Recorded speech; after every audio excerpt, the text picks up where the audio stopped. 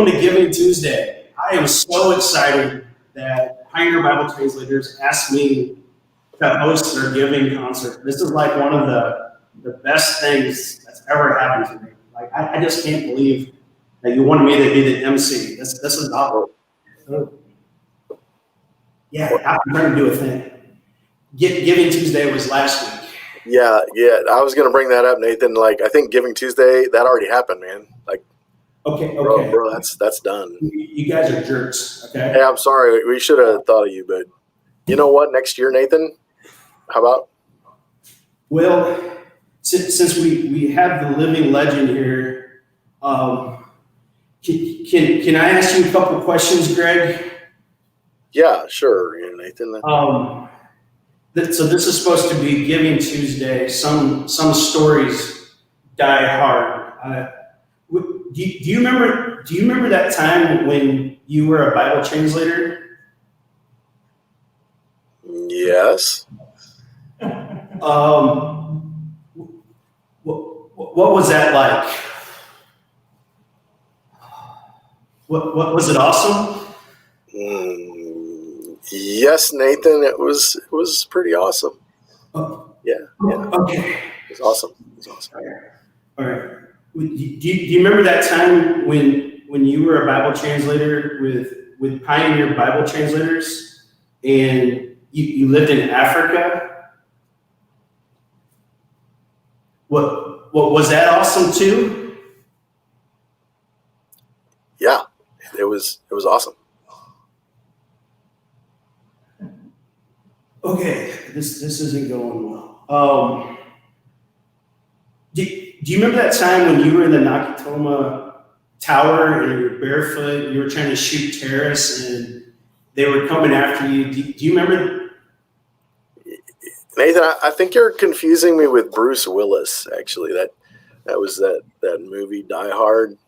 Yeah, that wasn't actually me. I mean, people say stuff like, ask me questions like that, but that's that. Okay. It happened. What was it like being married to Demi Moore? Bruce Willis again. That's Bruce Willis. I'm pretty sure it's not. I'm not married to Demi Moore. Yeah, not okay. Me. So when you started that band in New Jersey, was that? That's Bruce Springsteen. Actually, Bruce Springsteen. Not me. Not me. There was no E Street anything. No. So were you even in Africa? Like I was. Yes, actually, I worked among a hunting people group, actually, and let me tell you a story about that. I got a story about that. We used to always go hunting every rainy season when the grass would get really high, and the grass would get like 10 feet tall or 5 feet tall. In some places, it was actually 15 feet tall, and these buffalo would come into the Yalunka territory, and they'd kind of run around, and we would get together like 17 guys, and we would all, we'd go out into the bush. Everybody get their rifles and whatever they had, and some guys would have like a shotgun, and they would take a spent shotgun cartridge, and they would glue a rifle shell right in the middle of it so they could fire a rifle round at this buffalo. And we would go out into the grass, and we would find this place where the grass was all laying down, where you're like, yeah, buffalo went in here for sure. So then we would, all of us, go way out in front, and we would set kind of a big ambush all around the front, in front of where this thing was, and we would climb trees and be like, all right, you get up in that tree, and you get up in that tree, and you get up in that tree. And then we would send this guy we didn't really care about on the trail of the buffalo, and he's supposed to yell and bang around with these sticks, and he would drive the buffalo out underneath us where we were going to shoot him. That was always the plan. I never saw it work, but that was the plan. And so, like, they said, all right, you, white man, get up in that tree. And so I climbed this tree, and I'm sitting up there with my 30-06, and I'm waiting for this buffalo to come.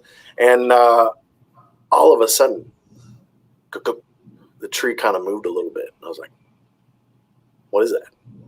All of a sudden, the tree moved a little bit more.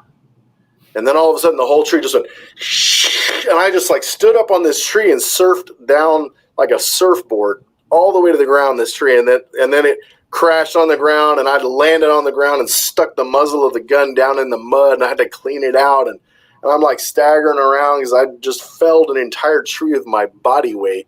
And I walked over and I was trying to climb this other tree, but I couldn't.